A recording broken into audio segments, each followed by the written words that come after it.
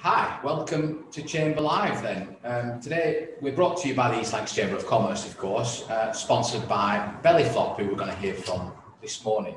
Too many businesses from a marketing standpoint still aim to offer all things to all people.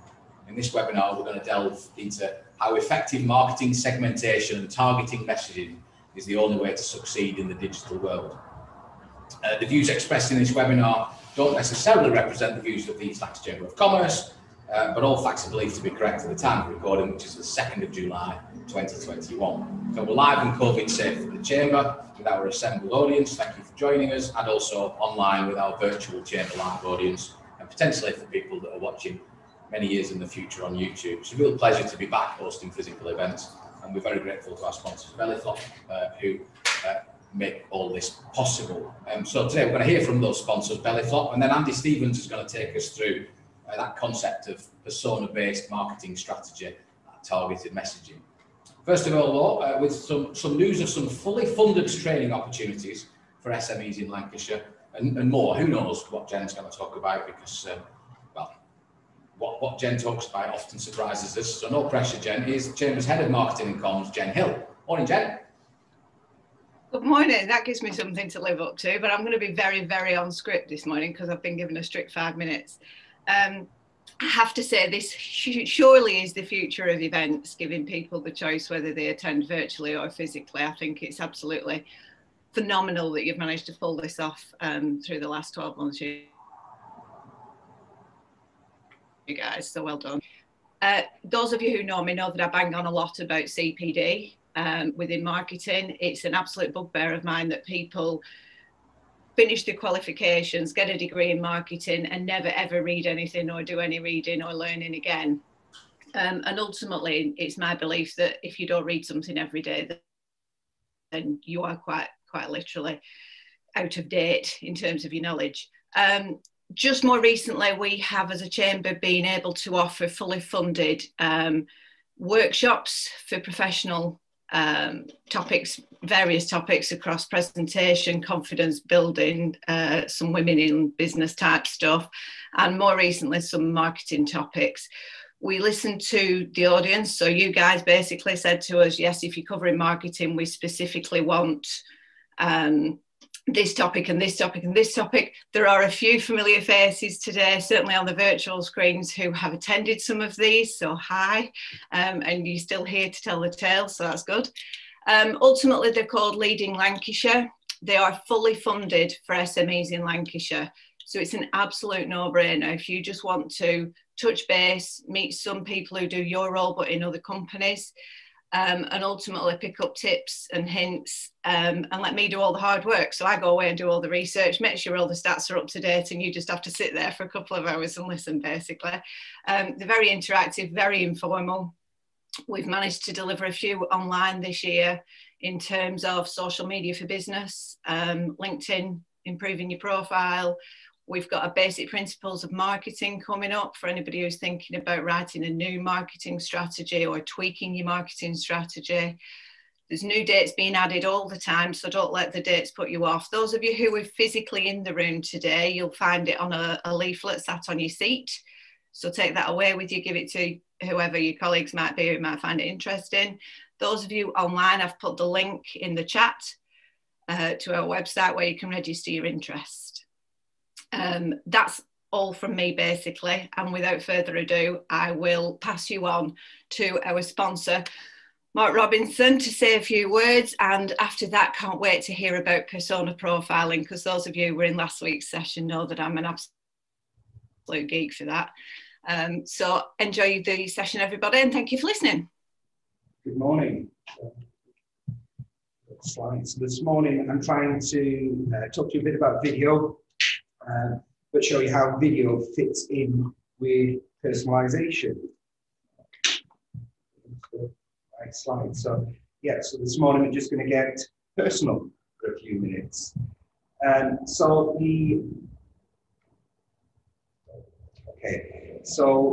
personalization is not really anything new. So you can see an article there from June 2019, published in McKinsey, saying personalization will be the prime driver of marketing success within the next 5 years.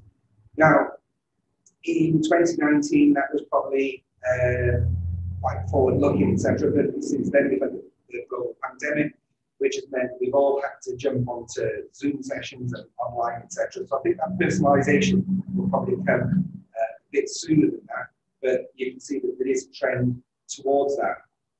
And you know, there's reasons for it. 90% of consumers say that they like personalisation. You know, we all get frustrated with receiving those emails that seem to be blanket emails, being one email sent to everybody, and you think, well, what's the point? You just press delete. So if somebody's taking the time to send you a personal email, we'll read it much more.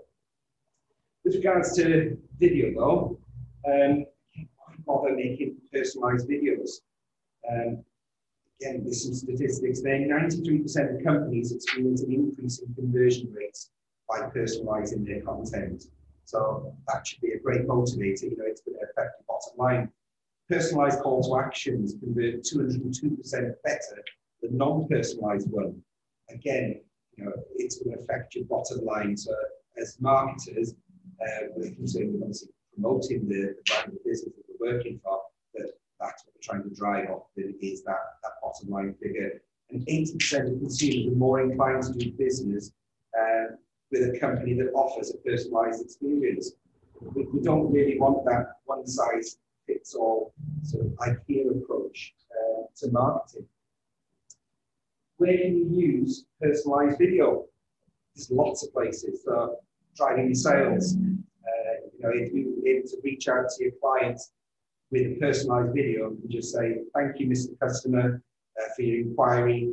This is the product that I'm recommending for you, and these are the reasons why. It shows that you've actually taken some care into their inquiry. Customer service, you know, Bellyflop, we do this. We'll get customers asking us, how do I upload my film to YouTube? How do I do this? How do I do that? And often we'll record a quick video and send that video back to them. It's often much quicker to explain something verbally than it is to write an email. It's so much quicker. There's lots of tools that will help you do that. And aftercare as well. Again, if you've got a customer that's experienced your product or service, reach out to them. Just say, you know, how did you find the product or service? How could we make it better? But that personal touch in there, it really sort of shows that actually you do care about their opinions. Talking of opinions, though, what most people think that video is expensive. It doesn't need to be. So if you're going to go down the route of a production crew, then yes, it can be expensive. But there's various tools out there that you can use to create video cost effectively. Bellyflop Video is just one of those that allows you to create content quickly, easy, and cost effectively. But whatever you're spending on video, use that money wisely. So testimonials are proved to generate more sales. You add those testimonials to the checkout page on your website or the sales inquiry page. So your customers can see, actually, people like me buy services like this. So those testimonials can be really powerful. And a video testimonial is even more powerful because it's not down to, there's no doubt then that might be down to a little bit of marketing spin or a little bit of embellishment, because you're seeing the real customer there, you're hearing it straight from the horse's mouth, so to speak. Use videos for tutorials. You know, we all have lots of those pamphlets and handouts where you're trying to follow step by step. It can be quite complicated and quite difficult. So use them for tutorials, again, with product or service. Explainers. Now, explainers don't need to just explain perhaps the product or service that you offer, but it could be how to use that product or service.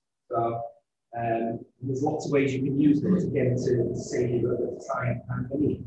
And your FAQs. Your FAQs on the website, people will often click onto those. 80% of people would rather watch a video than read copy. So if you can turn the responses to your FAQs into video content, again, it just gives a bit more of a personal feel, and people get to connect with you and your brand. So to show that it's working, measure your return on investment for that video content, regardless of how much you're spending. So you can count the impressions, the play rate, engagement, etc. So YouTube, various channels, etc. will give you metrics on at what point in the video your viewers drop off. So take a look at that and see actually which bit is most relevant to my viewers, which bit do they get bored with, which bit do they click away. Problem there with time and money saved. So yes, video is going to cost you, but it can save you money as well. So one example, we work with an IC company to provide them a suite of videos to show their customers how to connect a new device. It saved that company a whole heap of phone calls into the call center, answering the same question over and over and over on how to connect this device to the computer, because their customers were able to just watch the video and see how to do it. So that saved the call center time and money. They don't have to recruit more staff to deal with inquiries, meaning that call center is able to deal with more complex problems.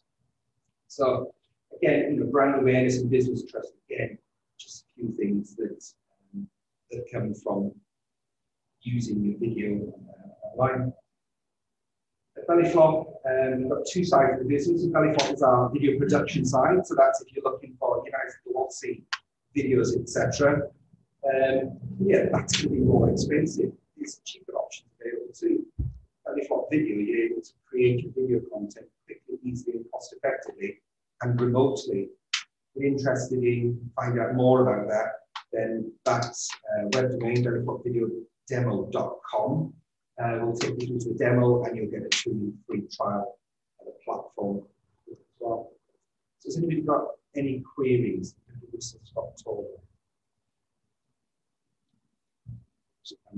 So do you offer advice when you build results? People contacted you about Promethean, like when people buy a new big panel, can you give hints and tips on how you can build effective video Q&A, FAQs? Yeah, so the video content client approaches is very much a consultative approach. We'll find out what it is that you want and then find the best solution for that. In some cases, it might even be a way and film it on your mobile phone. It depends on the application for the video. So we're not afraid to send people elsewhere. It's about delivering the product then or project that delivers results. So that's where I see my role within Bellyflop. It's more about not just producing a great looking video. I've got a team of staff that will do that. My job is more about ensuring that video meets your need. And that need might be educating your staff or educating customers. It might be about driving sales. It might be about something else. But it's about making sure that that video is engaging and delivers what you need it to. Great. Yeah, you mentioned the video demo platform. Do you want to tell us a bit more about what that actually does and what the product is? So Bellyflop Video, it's a platform basically where you just log in, effectively send an email to your clients, they can record a video testimonial or content for you remotely, submit it into the system. That's then topped and tailed with your branding and your call to action. It's available then within about 10 minutes for you to download and share on your social channels. You can also use that if you've got perhaps a team of staff and you want them to generate content for you for social media, etc. You can use that for your FAQs. So it's just a nice, simple platform where you can record using your own device. You feed the content into the system, and again, it spits it out consistently with your branding, top and tail, your call to action. And you can also, within that platform as well, there's also the ability to send video emails. So again, you can just record your video for your client instead of sending a written email, send them a video. And within that video, then there's a link to click to send them to a URL, whichever URL you want, or they can reply to that with an email, or even call back to phone you. So there's various different tools within equipment. Debbie? Right, do you want to mention the link that was sent out afterwards? Yeah, just after the event today, so we'll send out a link, I believe, to the online audience for those of you in the room. And we're looking really to find out what you love about Marketing Mix, what you enjoyed about the session, and why you think that other people should join Marketing Mix. So we're trying to build the marketing community as much as possible, because the more of us that are here, the more of us that network, the stronger we become as a community. We can all learn from each other. So that'll come out to you. If you could record a quick comment as to what you thought about the mix, that would be fantastic. Thank you. That'll help us promote the next event. We've got any questions from our online audience before we move on to our next speaker? Can't see anyone waving wildly at the camera. So, all right, thanks very much. Thank you, Mark, and thank you to those of us, to those of you that have joined late this morning. If you are in our home audience, just keep yourself on mute. Please, just keep background noise to a minimum. But also, if you do have any questions, you can let us know in the chat box or by using the blue raise hand facility on Zoom. So on to our next speaker, Andy Stevens. For over 15 years, he's worked in marketing roles in various industries, ranging from professional sports to agriculture to accountancy and many others. He takes a customer-centric approach and applies strategies and frameworks that work across the board, regardless of sector, to achieve actual results. Not vanity stats, not form over function, just marketing that puts the right message in front of the right person at the right time to inspire the right outcome. It's a fascinating 40 minutes that we've got for you. The Global Campaigns Manager at Promethean, Andy Stevens. Thanks very much, Steve. So I'm Andy Stevens. Good morning. I like to give talks with exceptionally long titles. So the working title for this talk, you won't have to look at the screen, but giving marketing strategy, the depth of insight and analysis that it requires in order to effectively and efficiently create marketing materials that provide value whilst encouraging actions to gravitate towards and ultimately result in a purchase decision or action that benefits not just your organisation, but also your target market or markets as well. Debbie didn't like that one. So we had to chop it down, and we agreed on stop marketing to nobody by trying to market to everybody. Building a persona-based marketing strategy. So before I go into my talk today, I want to tell you a little story. So as an internet, you've got two types of international business. You've got an international business that has a global strategy that everyone sort of translates and puts into with regards to marketing. And then you have businesses that are international, but they have some autonomy within each region. So different countries will have their own autonomy. So Promethean, 5 years ago, was the latter. So in the UK, we were sort of like trailblazers within the global business. So we always did things first and tested different strategies. So 5 years ago when I joined, we started down our persona-based marketing strategy. And we didn't purposely keep it under the radar, it's just there wasn't much interest in the wider business. So then over the coming years, as it started to gain traction and we started to see results, obviously other regions' ears pricked up. And there was a guy who gave me a call, and he looked a little bit like Ned Flanders with the tash and everything. We'll call him Ned Flanders. So Ned rings me up. He's based across the sea. Andy, I'll not do the accent and crap accent. Andy, love what you're doing with personas. So, you know, tell me what you're doing, share your perspective. So I'm like, fine, I'll always share. So sitting down, well, it was a virtual call, so we virtually sat down and I took him through, at that point, 2 years of strategy. So hundreds of slide decks, rationale, buying, concepts, the process that we went through, 2 years of strategy that I implemented across the UK business. And at the end of it, if it was in a movie, it would have warranted a montage. You know, like in Pretty Woman when she's trying all the dresses. Don't pretend you haven't watched Pretty Woman. The montage where she's trying all these dresses on. So there's a 3-hour montage of sharing best practice. And at the end of it all, he said, Andy, that is all fantastic. So what are the quick wins? So at the end of the presentation, I'll tell you what the answer to that question was. So before that, let's go on to another question which you may have, which is why on earth would we listen to you? So we'll go through a bit of my background. So my first role was at a company called Graduate Prospects. So they are a graduate job board and publisher. They get 1.1 million unique users a month on their website. So that was where I really got to learn about web traffic, conversion rate optimization, the sort of thing you were talking about earlier,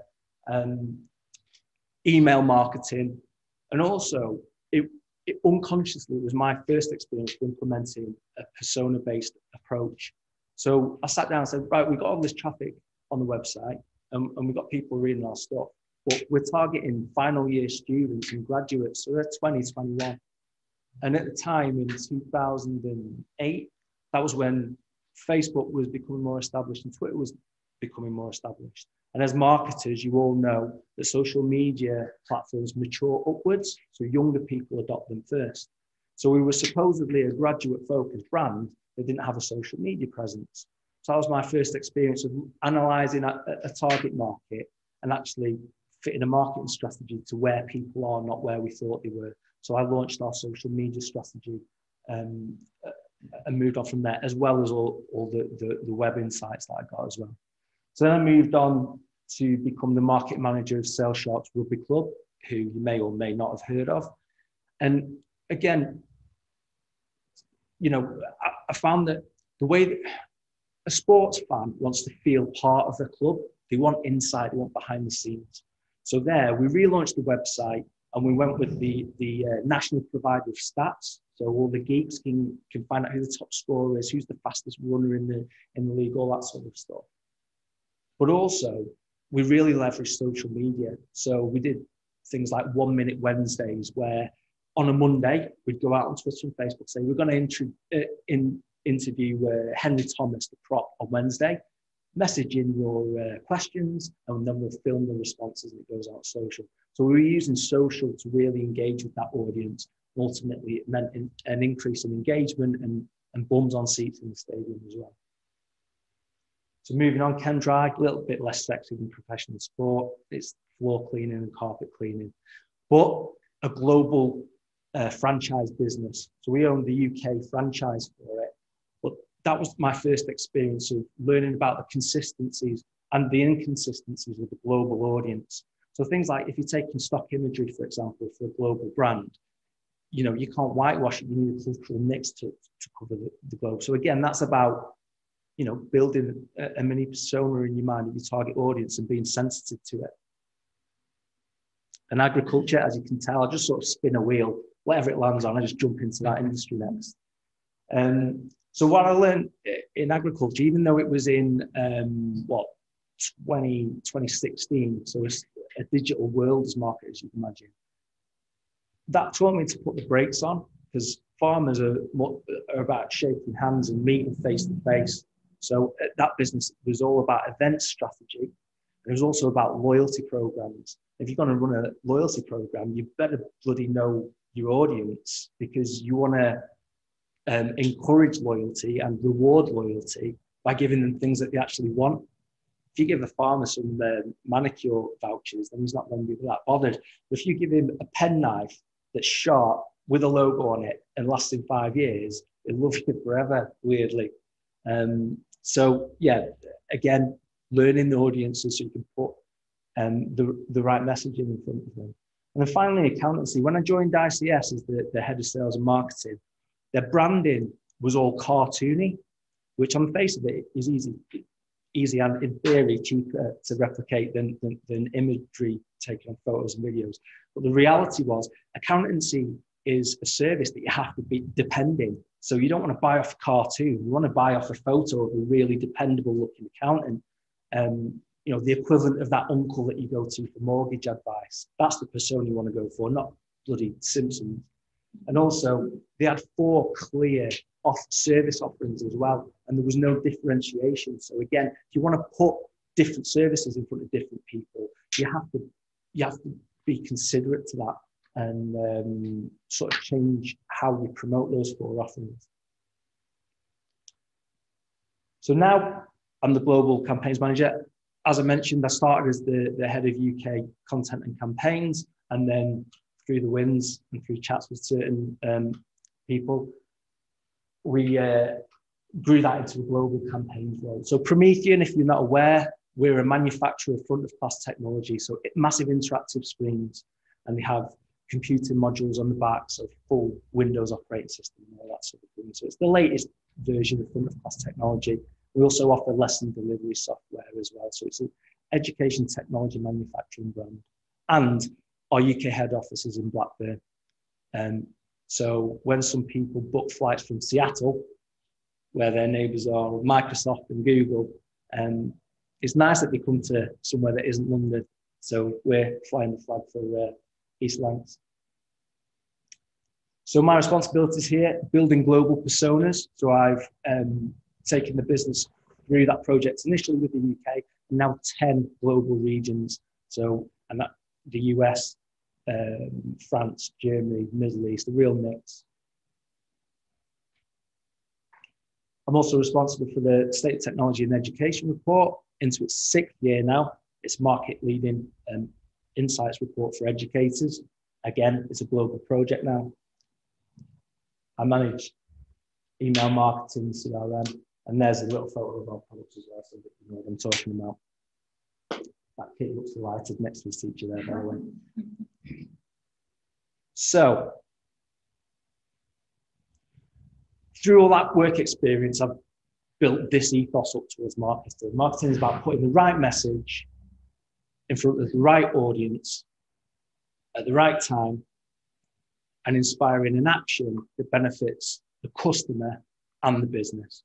Ultimately, if the action that you inspire only benefits the customer, then you'll be going out of business soon, because we're all in business for a reason.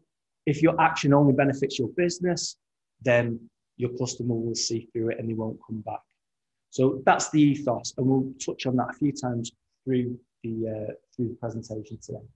So personas, quick show of hands. You can do it like this because it's really hot in this room, and if anyone's sweating like I am, we don't want to see sweat patches. So quick show of hands. Has anybody used personas or built personas? So kind of like half of the room. Does anyone respond on the chat, or have they just made a cup of coffee now? Yeah. As soon as I use the chat, it stops you from clicking. That's fine. Ed. Don't worry about it. Don't worry about it. So we'll assume it's the same online as well. About half of us have. So there's 3 main sections to my talk today. So section 1, we're going to talk about the what and the whys of personas. Even though half of you built them, we'll just make sure we're along the same lines. Then we're going to talk through 3 steps to building personas within your business. Again, if you already have personas, it might give you some ideas about how you can refresh them. And then we're going to talk about strategy. We've done all the work around personas, so how do we then implement that to make effective marketing and sales strategy? And then finally, my favorite bit, we're going to have a Q&A at the end for 10 minutes. And if you've got any questions, make note or make a mental note of them. But let's go really into fine detail. So I want questions around your business. I want you to ask a question that you can then take away and implement the answer to. So try and test me a bit on that bit. So first section, what are personas and why are they useful? So the clue's in the name really. Personas are a personification of a group of customers within your target market. Okay, so an archetype maybe is another word that you can use. So in a B2B environment, then typically you will base your personas on a job role. And then in a B2C environment, you might base it on a type of customer. So if you're Currys, you might have a fitness freak persona, you might have a techie person, you might have a parent. So slight difference between B2B and B2C, but the principles are still the same. Why are they useful? So as I've said in the title of this talk, by trying to target everyone, you target no one. We all receive spam emails. And, 20 years ago, if someone tried to contact me, if I didn't pick up the phone or I wasn't in the office, then I'd be blissfully unaware that they're trying to contact me. But nowadays, if someone tries to contact you, all those contact opportunities build up in your email inbox, messages, voicemail. So it's a much noisier environment, as we all well know. So as a business, if you're going to cut through all that noise and make someone prioritize your business points, then you better be sure that you're giving them value. And the only way to give them value is to, back onto the personalization point, is to understand the audience and give them what they need and want. How many people here, quick show of hands again, like to be sold to? Right, no one. Well, that's actually incorrect. People love to be sold to when it's the right opportunity at the right time. You get it? So like, you know, if you go in, again, let's use Currys again. I'm not getting any commission from Currys, but if you walk into Currys and you just want to buy a USB cable, the TV guy comes over and starts trying to flog you with TV, and you're like, no thanks, mate, wrong time, I'm not interested. However, if you go into Currys looking to buy a TV, and you've been looking at TVs, you're like, where the hell is the sales guy? I want to buy a TV. So you get it. People love to be sold to, but only when it meets their need.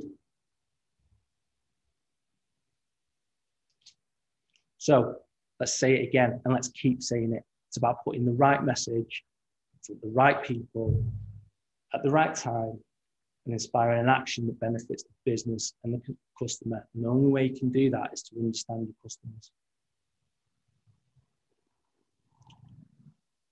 Crucially as well, going through this process, as you'll see in the upcoming slides, is about bringing all the parts from your business together and sort of like looking at your offering, looking at your business, looking at each other and how we communicate with customers.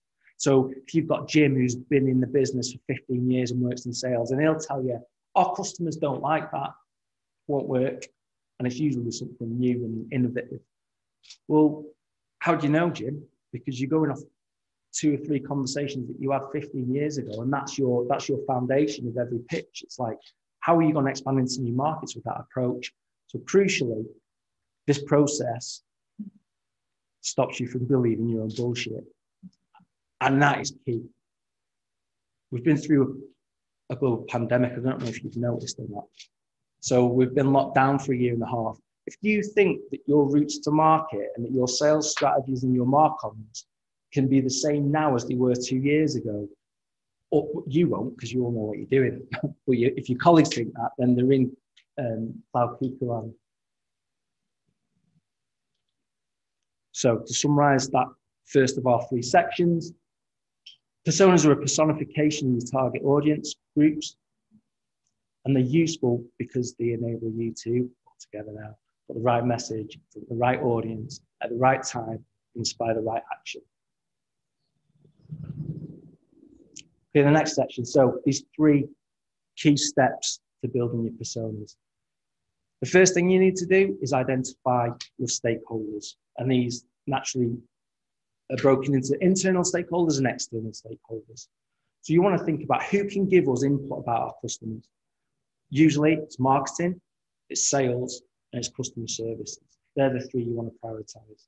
Well, that's not to say that people in other departments, finance, HR, can also give input as well.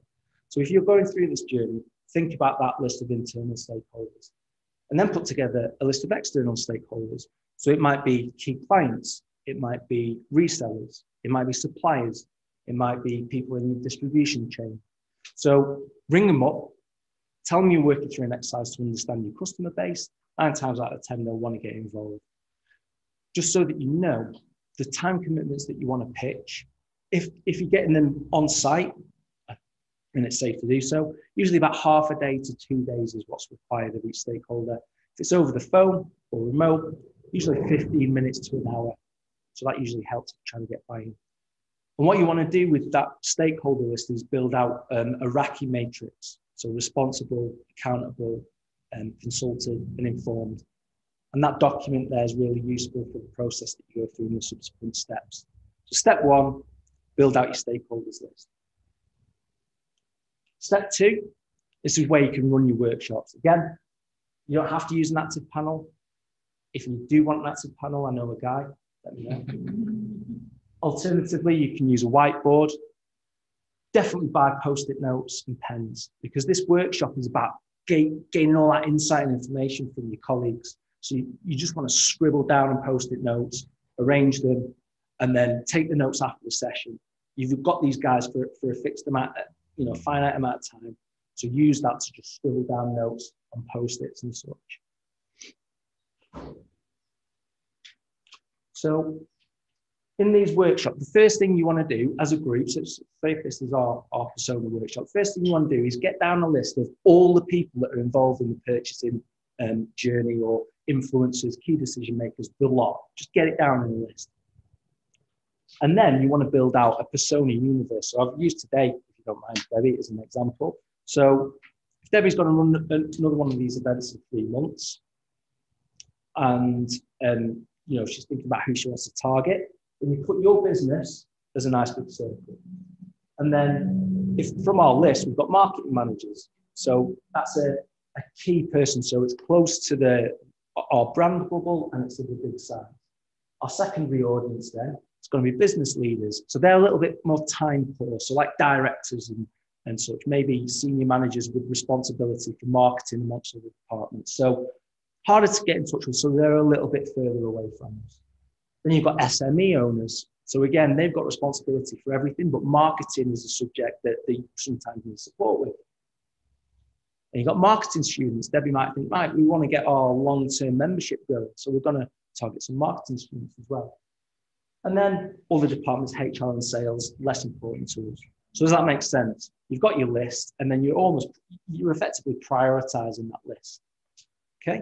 So once you've got your universe and you know who you want to prioritize, we're going to start with marketing managers.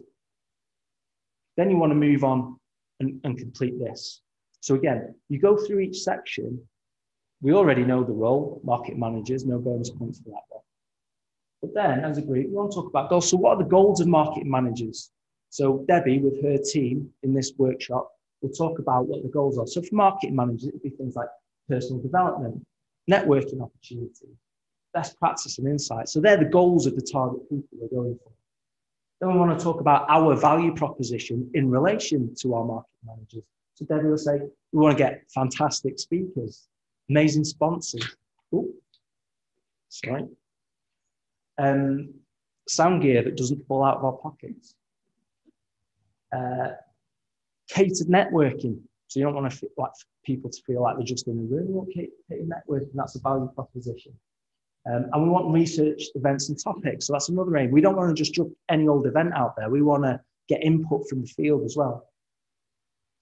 And, you know, Debbie's team will come up with what are the challenges they're up against. We're all up against, we need ROI on our time. So you guys need to feel that there'll be value this morning to take time out of the office. Other challenges, isolation, business justification. So you get the idea. Communications channels, you know, it wouldn't be right to necessarily target you guys on TikTok, for example. It's like you've got to look at where you guys are when you're in work mode. Common objections, no time, lockdown, the event might be irrelevant. You've got influencers at the bottom. So these can be macro or micro influencers. So the CIM, Chamber of Commerce, Boost Lancashire. And then down here, you've got identifiers and behaviors. We're all obviously very experienced, knowledgeable, entertaining, charismatic. So you get it. We've got a market manager from our list of people that we want to target. We've now built out an image of them from the feedback from everyone in the room. The next thing we want to do is look at the customer journey, the buyer journey, in essence. So again, for this event, Debbie will want to look at, so we know who we're after job role-wise, and we've got the insight to their character. Now we want to see where's their head at. So like, when the person's head is like, I don't know if I'm interested, I don't know what I need. So then we talk about, well, how do we persuade them into the next stage of the decision-making process? So again, you get that feedback. Sales are great at this point, you know, input from the sales team, customer services as well. Then we want to get them into the considerations side. So, okay, team, when they're considering their options, when they're weighing up the diary for Friday morning, you know, what do we want to say to them? How do we force them down the channel? Then let's get down to the details. Who's the best provider for me? That's when we're at the point where we can get them on the hook. And also as well, you know, how do we turn that person into a champion? So if you're attending, how do we get you to bring your mates next time? Mates, colleagues, clients, you get the picture. Okay, so step 2 is all about that workshop. You've got people in the room for a day or two. You want to squeeze the brains out like sponges and get as much feedback from them as you can. So the third step is the outputs. So the outputs will look like a persona deck. So you've got all your sticky notes, you've got all your quotes, you've got everything. So now this bit where you get behind your desk and you put all of that into a logical deck. You also want to map out that customer journey as well. So the clearer that you make that, the more buy-in you have from the team. Because the third step is to roll that out to the business. So as you'll see in a second, you want to give your personas first names. And in sales and marketing means you want to use first names. Who is targeting? Oh, well, we're targeting our market manager, Maggie. So as well as the big persona deck, you want to make these little battle cards as well that are a little synopsis of the different types of people. So we've got Maggie Marketing, our marketing manager. We've got Derek Director, he's the director persona, the second one out. You've got SME Edith, who's your SME owner. So by giving them a name and an image, you just grab it from stock images, whatever, you personify your persona and you get people really bought into it. Little bonus, I like to work in threes, so this is the fourth. So rather than saying there's 4 steps, this is just a bonus one. You can conduct customer insight interviews to supplement the work you've done and also like mark your homework if you like. So here you can pick 5 to 20 customers, or they can be lapsed customers because you get great insights from them as well. So you get a mix.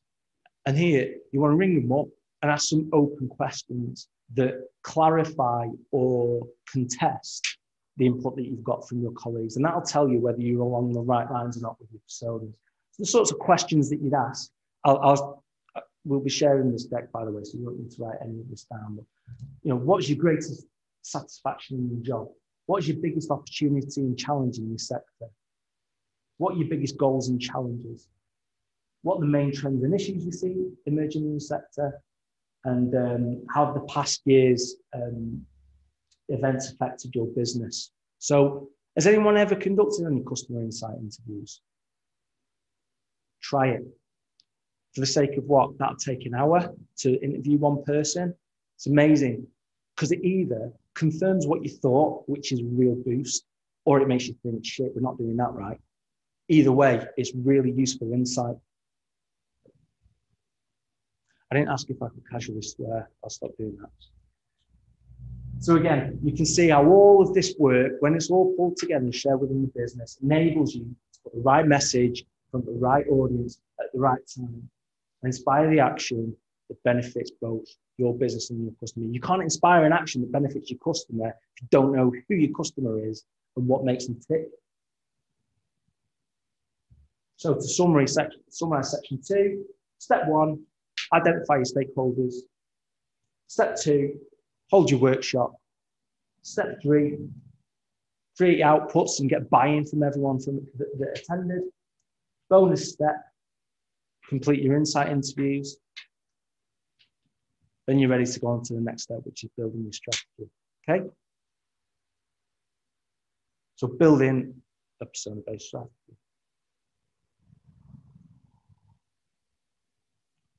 Teamwork really does make the dream work. So when you're building a strategy, if you make a marketing strategy in silo without input from sales, then you're destined to fail. And that's coming from me with experience as the head of sales and marketing. So you've already done the teamwork, you've laid the groundwork, you've got buy-in from people to join you. So keep them on that journey right through to the end, which is the strategy. So what you want to do is you want to get your sales targets and you want to get your marketing budget and you want to break down your sales target by customer group or persona, and you want to allocate on a percentage basis, give or take, how much your marketing budget you're going to target on each persona. Sounds really obvious. Why does no one do it? Do you know what I mean? No one does it because most people go into marketing role and then they absorb the legacy processes and then just go. So there's an opportunity for you to stop and change the way we do things. Get better return on investment from your marketing spend. So together, guess what we're going to build? We're going to build the right message and we're going to put it in front of the right audience. We're going to do it at the right time. We're going to inspire the right action. Also enables targeted marketing as well. So with email marketing, you've got personas. So now guess what? You can build persona-focused email lists. So you can send targeted emails that are relevant to that audience. Our email open rates on some of our newsletters are up at 65%. If any of you can beat that, then crack on and tell me how you're doing it. I mean, don't get me wrong, it's not hundreds of thousands of people because it's targeted. It's about an 1,800 person list now that we're building over time. But if you can get 65% open rates, then good on you, and share your best practice with me, please. Social. Now, social media, it's not just about what you post. You just don't, these businesses that just keep farting out the same types of messages on Twitter. And guess what? We don't get any engagement or traffic from it. It's no surprise. I wouldn't respond to it. So it enables you to choose which social platform for which persona, and also gives an outline of the types of things that you should be saying on those platforms. And also, it can tell you to be brave enough to go, you know what? We're not going to use Twitter anymore. We get nothing out of it. Our audience aren't hanging out there. We're not going to bother with Instagram. You know, you can focus your efforts on the stuff that actually works. Paid digital, so pay-per-click advertising. Your cost per click comes down if the keywords that you focus on are more effective, and if the traffic lands on a page that is full of relevant keywords. How are you going to understand what keywords your audience is searching for without doing this persona project? So it brings your cost of acquisition down as well. Events.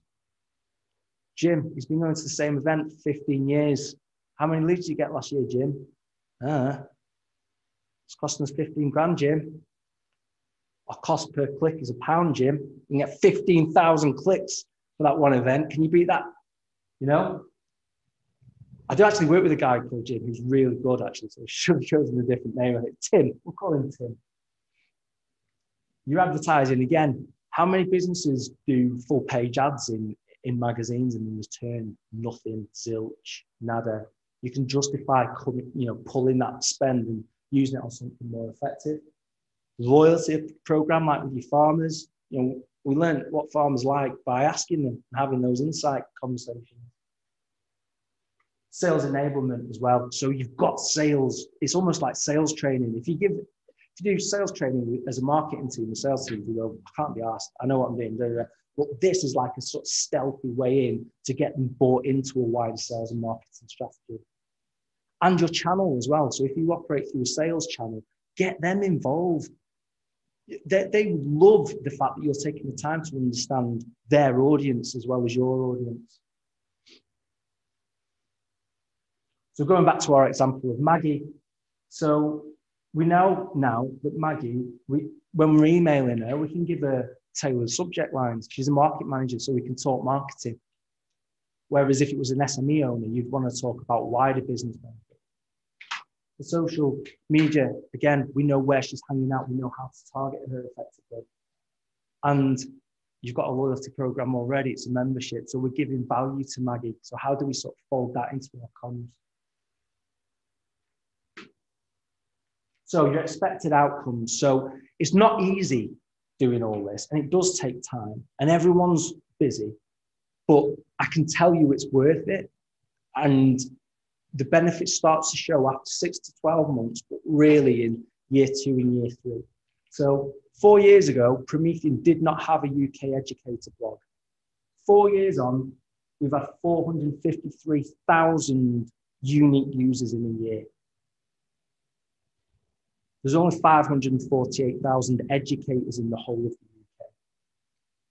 So we've addressed 82.7% of our addressable audience. So again, if you get a better figure than that, then please share it with me. And it's not a brag, it's all the work and graft that us as a team have put in over that time to put, I'm not going to say it again, but you've seen the light bulb. And as well, this is the breakdown of traffic. 79.3% organic traffic, cost us nothing. 8.3% is direct. That means people are starting to type the URL in, they're repeat visitors, so coming straight to the site. 7.7% from email, because we've got persona targeted lists that actually draw people in rather than being generic messaging. So you're talking 90-odd% zero cost traffic within 4 years. Bet you wish you started it 4 years ago, like Ned. And as I said, it's got to benefit the customer and the business. we've grown to the market leader. So it's benefited us. We're not just doing it for the fun of it. We weren't market leader. I think we were sort of like third or fourth 5 years ago in the UK. And it's a bit of an oligopoly in our market as well. So we were like bottom of the Champions League spots. And now, like Man City, we're champions of the Premiership. So there's a wider consideration as well. So if you knew all this, or if you're one of the people that have already been through this process, and like, we're fine, doesn't matter, we refresh our personas every year, we're on top of it. Post-purchase fulfillment, that's powerful, equals repeat customers. So everything I've just said is getting people up until the point of becoming a marketing qualified lead. But you can also create personas for your customers. It's up to 5 times more expensive to acquire new customers rather than retaining existing ones. 5% customer retention can increase profit by 25 to 95%. And up to 4 times. Happy customers are up to 4 times more likely to refer to friends and family. Again, 0 cost of acquisition. If they're happy, how can you make someone happy if you don't know who they are, what makes them tick, etc. So in summary, personas are a personification of a group of your target market, and they're useful because they give you the insights that you need to personalize your offer. The 3 steps: identify stakeholders, hold your workshops, build your outputs, and then your bonus is doing your customer insights, which honestly, you should all do within the next couple of months. People are at home, working at home stuff, are more likely to spend half an hour chatting with you. And then finally, you build out that strategy that's been led by your persona insights. So what I want you lot to do today, after today, is remember the what and why, because you're going to have to sell it into the wider business. Take the 3 steps, take the 4th step as well, because it's really worth it. And then build your strategies. And then that'll enable you to build the right message, put it in front of the right audience, at the right time, and it'll inspire an action that benefits your business and benefits your customers too.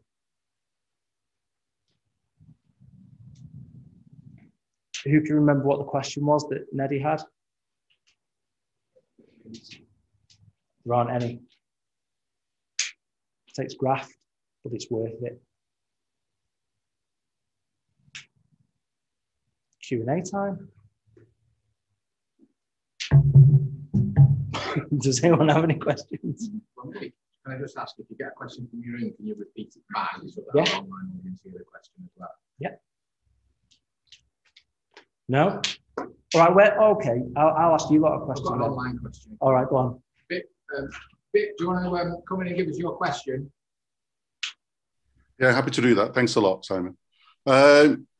Andy, I'm always impressed with the percentages and the results, but in terms of pound, shilling, and pence, you've actually walked the talk.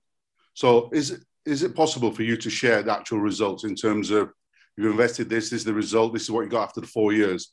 Percentages for me doesn't have that same impact. And I know I can see amazing results, but for me, unfortunately, I can't take percentages to the counter. Yeah. No, that's fair enough. So our email marketing base is 150,000 contacts.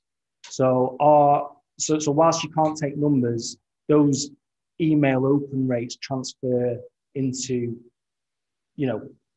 those email open rates at 150,000 are easier to convert than, say, if you convert in 50 people. In terms of lead numbers, we get anything between 100 and 500 leads of varying qualities. Is that the sort of insight that you're looking for, Vic? For me, an element of your presentation is convincing everybody back home, back in the boardroom, that this is what pays, this is what we need to invest in. Yeah. As we emerge, I find there's a lot of resistance in terms of these conversations. I mean, I've just popped into a hybrid meeting, and this is the first one. And I've only done it because East Lang Chambers has got its name over it. Yeah. Now, I know I've come in, and it's going to be somewhat fun, protective, of value. But as we emerge, right, I have to go back to the office where none of them have actually experienced this. Yeah. Now, for somebody who didn't even know what Zoom was like probably 13, 14 months ago, to walk into a hybrid and then convince the boardroom that, right, our spend, our marketing is this. I need figures at the end of it. So this is why, this is what you're going to get. Well, what's your biggest marketing challenge? Getting in front of the right people, I would suspect, and convincing them. So there you go. So ask the board, what is our biggest challenge, marketing challenge as a business? Hopefully they'll say what you just said. And then the next question to ask is, how do we expect to get in front of the right people if we don't know who those people are? So all this process that I spoke about, you can outsource it and you can spend a bit of money on an agency, or you can handle it internally. And there's no time constraints. You've not got any personas now, So if you don't have any personas in the next 3 weeks, then you're still in the same position you were. So you could maybe map out a 6-month time frame and make sure there's one project leader who's pulling all the strings on it. And there's actually, if you've got budget, then use the budget to support it. If you don't have budget, then there's nothing there that you can't do without your existing team. So the way that you justify it to the board is to say, like, well, yeah, we want more leads, but we don't know who we're going after. So let's map it out. You don't seem convinced, Bip. No, I'm not. But there again, I only reflect what I experience when I go back to the office. So I'll keep an open mind and start taking steps towards that and see, cross the hurdles as I come. But yeah, I can see where we need to get to. It's just convincing everybody else. Yeah, I mean, it's like the equivalent. Now, if I walked into this room and brought with me a Promethean active panel and started selling it as the leading brand in education, well, no one works in the school. It's like this is giving you a head start on your strategy. And then, like, say if your annual marketing budget's 200 grand, then the thing I'd be asking as a head of marketing would be, right, what does that 200 grand get me? What's my cost of acquisition? Where's the wastage? What's the cost per lead? And where are the most valuable leads coming from? And start building that picture out, because then that gives you the business justification. It's like, well, if our cost per acquisition isn't profitable, then we need to bring that cost down. And the only way you bring cost down is by understanding your target audience so that you can spend money more effectively to get more leads. You've got to go, it depends what your board's like. If they're bean counters, then the money always sells it. Right. So it's like, this is what we're spending, this is what we're getting. Let's aim to bring that cost per acquisition down by 20%. So this year in our forecasting, we're going to use that 20% of the marketing budget to get behind a persona-based strategy. There's different ways, mate. It depends what they're like. If you want, we can have a chat afterwards, and you can run me through your challenge specifically. But there's always a way. Yeah. Is there anything else you want to add to that, or is that okay? No, that's fine. I think, firstly, thanks for reaching out like that. That's quite, comforting. And I'm just wary of, and I don't want to hog this whole session, but I don't know about others, but I'm wary of going from this online world, going back into, meeting people. And there's a kind of uncertainty to what kind of landscape I'm walking back into. And I think that's a great opportunity to assess where we are and where we need to be going now. Yeah. It's not just because I don't have the answers. It's kind of, I will have in 4 years' time, hindsight or whatever. But I think it's good to have sessions like this, and good to have people like yourself who've probably done it 4 years ago. Well, Bip, if you and your team go through those 4 steps, though, what better way to find out where people's heads are at? So you've just said the challenges that we're opening up again. You can speculate if you want. Well, you're one man, no matter how much of a fantastic guy you are. But if you really want to understand it, then you get all the team together. Right, guys, sales, what have you been hearing from the field? Customer services, what pushback have we been having? Is our product offering still relevant? Is it still hitting home? Well, if you go through those 4 steps, then you've got the insight from your internal stakeholders, your external stakeholders, and from the horse's mouth by picking up the phone and speaking to some customers. And it's refreshing for a customer to get a phone call and it not be a sales call, because you can open with, I'm not trying to sell you anything today. I just want to pick your brains. People love to share insight because they feel like respected and they feel important. If you're ringing them up and going, I want to understand what your world's like at the minute and how that relates to what we're doing. What can we do for you? That's another question to open with. I like that. I want to pick your brains. I want to know, give me at least one thing that I can do for you today. And that opens that conversation then and gives you the insight that you've just been saying is going to be lacking over the next year. Well, Andy, you can take it from me. I will actually take that one on board and try it out. Good man. And see how it goes. Thanks a lot, everyone. Thanks, Pip. Any questions from the room? Come on. Thanks, Liam. Thanks, you've done a really good job, I think, of explaining the spread of customers, understanding who they are and what they're about. How do you build in different levels of intent into the content you produce, channels? We use Google, see if do care that you're familiar with. Yep. Does that's obviously kind of a separate axis to... Yeah, that's where your customer journey comes in. Yeah, can you just paraphrase the question back so that our online audience can get it?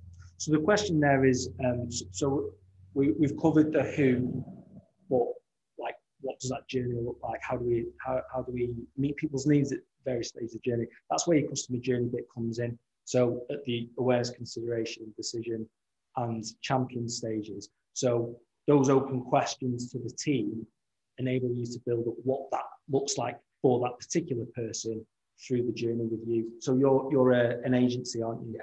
So for you, you might say, right, GDPR was massive and everyone was bricking it, say a year ago around GDPR. Is there an opportunity there to go back and readjust like a year on? So what sectors do we want to go after? And then you want to look at, you're going to have some customers who have maybe have an outsourced, outsourced bits of information, or you might have guys who have in-house people, and by going through the customer journey, you can assess where they sit. So you could do like a secondary universe if you wanted as well. So you could have, there's loads of different ways you can do it. Like on those axes, you could have high value, low value, high influence, low influence. Like it might be as an agency that you go after a client that really likes to shout about their results, and ultimately that leads to more referred business, which is cheaper, as we spoke about earlier. That makes sense. Cool. Question. So I work in finance, and our colleagues finance, Mm-hmm. and they are very, very difficult to get engaged with. Yeah. And because the heads are in what they're doing, and they're advising clients, and they're not, LinkedIn is our channel, that's who we are. We do email marketing to them, and I do like a roundup of important investment news every month. Yeah. So it's all around the country.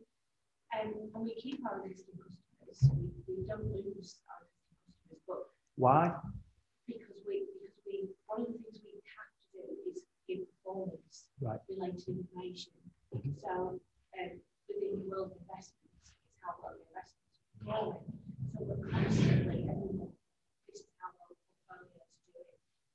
We have regular seminars, we get good managers and women to come up and speak to people and say, it's all the world of funds and stock markets, but they explain it and they like that, So we very rarely lose an IFA.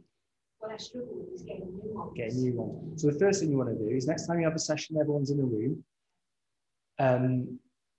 split the lunch, let them break for lunch, and then as everyone's finishing eating, you can hold one of these sessions. And you're not the full session, but you're asking them, what do you like about us? What attracted you to us? Why do you not leave us and go elsewhere? And you can have that persona chat. Then you're in a great position because you've got loyal customers, which means your service offering is great. So you want to get into their heads while you've got them.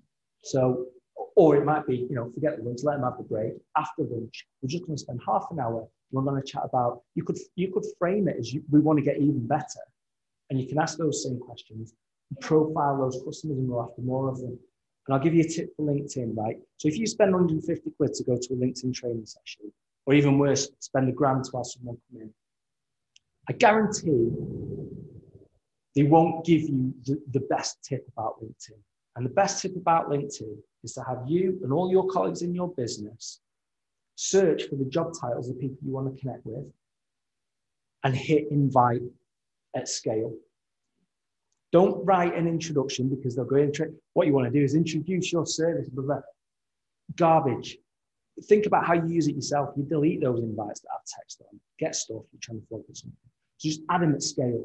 And you're a financial service. So if you're targeting FDs, and they'll probably accept you.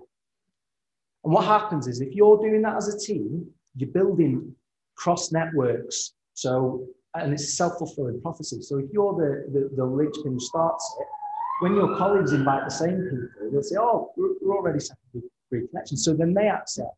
So that's the first step. Grow your network at scale with the right people. The second step then is don't care about what you post as updates for at least a year, because that's what everyone focuses on, and it's the wrong thing. What you actually want to do is, once you've added all these relevant people on a regular basis, daily for 10 minutes, go into your newsfeed and look for posts from those people that you've added. So you'll target FDs. And then to their posts, you want to respond with a comment that ends in a question. So it's so say if they posted about something, you want to tell them it's a great point and end it in a question, because then they will respond 9 times out of 10, 9.5 times out of 10 will respond. So you begin a dialogue on their post. They'll get a notification on the phone that isn't an email, one of the 1,000 emails. It's a little red dot that shows that someone loves me. And they'll go on it and they'll respond because you've taken the time to comment. Get 2 or 3 questions in, and then you can inbox them. You've just generated a lead. And you've not spent anything on cost on pay-per-click. No, because we don't have a massive budget. Well, in finance sector, you can be spending £10 a click. £10 a click, that's before you convert it. And that's free, so you can have that one. There you go, that's worth it. The bacon butty and that linked into it is worth it. Our events that we hold, we know we invite current clients, yeah. We then invite the investors to come as well. So it's just like you come as an advisor just to see what it's all about, because then you think, I quite like this. Yeah. I like my clients to come to this. Yeah. And then they can see. But all this thing, all the persona stuff, the workshop, the stakeholder stuff, either do it or don't do it. Like if you do it and then you leave it 3 months and then you do the next one, you will block out 3 months. And that strategy only works if you do it consistently. And then it starts pouring in, because the way LinkedIn works is they want high commenters to gain more visibility on the platform. And it's the only social media platform currently where you can get free organic exposure. Organic exposure on Twitter is dead, on Facebook it's dead. It's all pay to play on those platforms. So if you've no budget, LinkedIn is the way to go for sure. Brilliant, thanks. Any last questions, either from the online audience or from in the room? Can we have a round of applause for Andy, please?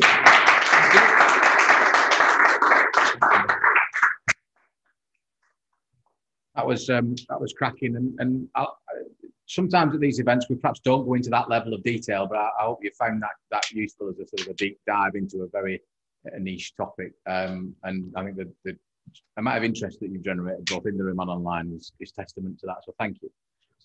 Couple of reminders again, just for me, just please go to chamberlive.co.uk. You can see what our upcoming chamber events are. Next week is our HR forum, which is online only, featuring the team from Boohoo and Emma Swan, and we've got Mick from Burnley Council and Dharma from UCLan, and also Carol from Westfield Health Plan. So lots of speakers, definitely worth logging into. We can't give you breakfast, but you can certainly bring your own breakfast and log in from the comfort of wherever you're working that day. Also, a look ahead to Curry Club on the 20th of August. It'll be our first Curry Club in at least 18 months. Last time we were at Turf Moor, we had 150 people in the room. By then, we'll be able to hopefully have the same. We're expecting a great turnout. We've got the new chairman of Burnley Football Club, Alan Pace, talking about the acquisition, talking about his plans for the club. We've got the chief exec of Burnley Council, and we've got the Burnley MP all talking at that event. So great speaker lineup, and also a great lunch. And if you can book the Friday afternoon off, a lot of people make it a liquid lunch and turn it into a social afternoon. You're not far from Burnley Miners, which apparently is where some people go to. other venues are available. Again, you can book onto Curry Club at chamberlive.co.uk. Thank you for your attention, everybody. If I can ask you to maintain social distance and masks on when moving around the building, please. And the video of today, if you want to recap any of it, will be on YouTube shortly, and we'll be circulating slides on the post-event email, which, knowing Debbie, is already written and will be in your inboxes before you're in your cars. Thank you again to our sponsors, Bellyflop.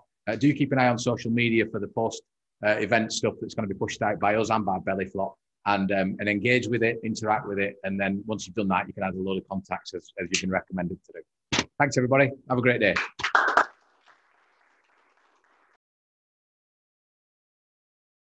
Thanks for watching this Chamber Live video from the East Lancashire Chamber of Commerce. If you've enjoyed this content, then you might enjoy some of the other content that's on the screen now. Please do subscribe to our YouTube channel.